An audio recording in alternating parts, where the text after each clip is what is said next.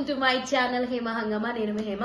ఈ రోజు ఫ్రైడే కదా, అయితే ఏంటి ఈ రోజు సినిమాలు రిలీజ్ అయితే అబ్బా అందులో బర్త్డే బాయ్ ఉంది, మళ్ళా డార్లింగ్ వై తీసుకోవాలి ఉంది, అండ్ పేక మేడన్ ఉన్నాయి.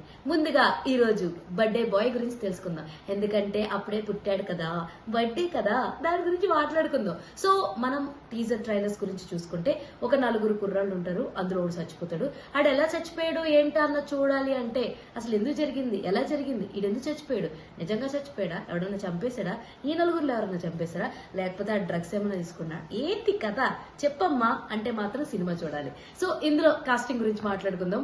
రవికృష్ణ మనకు తెలుసు, అలాగే మన ఏమంటారు రాజీవ్ కనకాల గారు, ప్రమోదిని గారు, అలాగే సమీర్, వీళ్ళు 4 మనకు కాస్త కోస్తూ తెలిసిన కాస్ట్ అనమాట.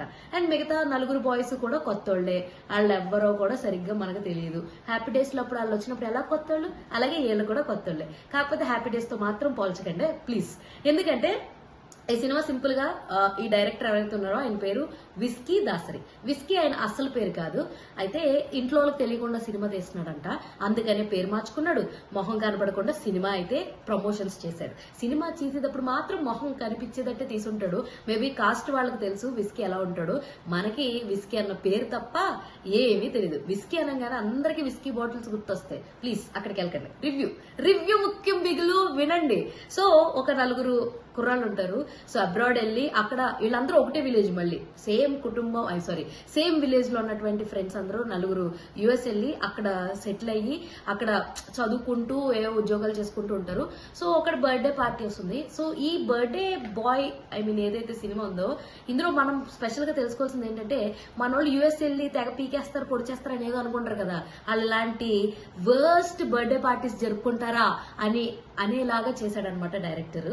సో ఇది ఆయన నిజ జీవిత కథ, కానీ ఆయన క్యారెక్టర్ ఏదో అన్నది మనకు తెలియదు. ఆ 4 అబ్బాయిలా, లేదంటే రవికృష్ణ క్యారెక్టరా, లేదంటే సమీర్ క్యారెక్టరా మనకైతే తెలియదు, కానీ డైరెక్టర్ రియల్ లైఫ్ స్టోరీని చూపించాడు అనమాట. సో ఇందులో సిస్టర్ సెంటిమెంట్ ఉంటుంది, అది కూడా బాగుంటుంది. అసలు వాళ్ళ సిస్టర్ కి ఏమైంది, ఈ బర్త్డే బాయ్ ఎందుకు చనిపోయాడు, ఇవన్నీ నేను స్పాయిలర్స్ చెప్పదలుచుకోలేదు. కాకపోతే సినిమా అయితే చూడండి. కాకపోతే ఈ సినిమా లైక్ థియేటర్ కన్నా ఓటీటీలో వస్తే ఇంకా బాగుండని నాకు అనిపించింది. సో మొత్తానికి అంటే డైరెక్టర్ ఏదైతే ఉన్నాడో, ఆయనే డైరెక్టర్, ఆయనే ప్రొడ్యూసర్ కాబట్టి ఆయన చెప్పింది ఒకటే, సినిమా నచ్చకపోతే 10 మందికి వెళ్ళి చెప్పండి నచ్చలేదని. అయితే సినిమా నచ్చింది అనుకో, ఒక 2 మాత్రం సినిమా బాగుంది చూడండి అని చెప్పండి అని చెప్పాడు అనమాట. నాకు ఆ కాన్సెప్ట్ కూడా బాగా నచ్చింది.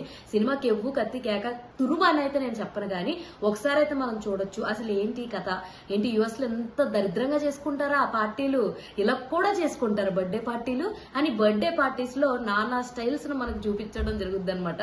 సో ఇంతకీ స్టోరీ అయితే అర్థమైపోయింది కదా. 4 అబ్బాయిలు ఉంటారు, ఒకడు చచ్చిపోతాడు.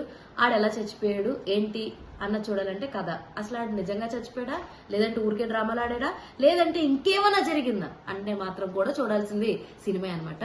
సో ఇంతకీ రాజీవ్ కనకాల గారు, ప్రమోదిని గారు ఏంటంటే చచ్చిపోయిన వాళ్ళ అమ్మ నాన్న. సో ఇది అనమాట మన ఏమంటారు హేమ హంగామాలో రివ్యూ. సో ఇలాంటి ఇంట్రెస్టింగ్ రివ్యూస్ కోసం please do like, share and watch Hema హంగామా. మరిన్ని అప్డేట్స్ కోసం చూస్తూనే ఉండండి అబ్బా, ప్లీజ్ లైక్ చేయండి.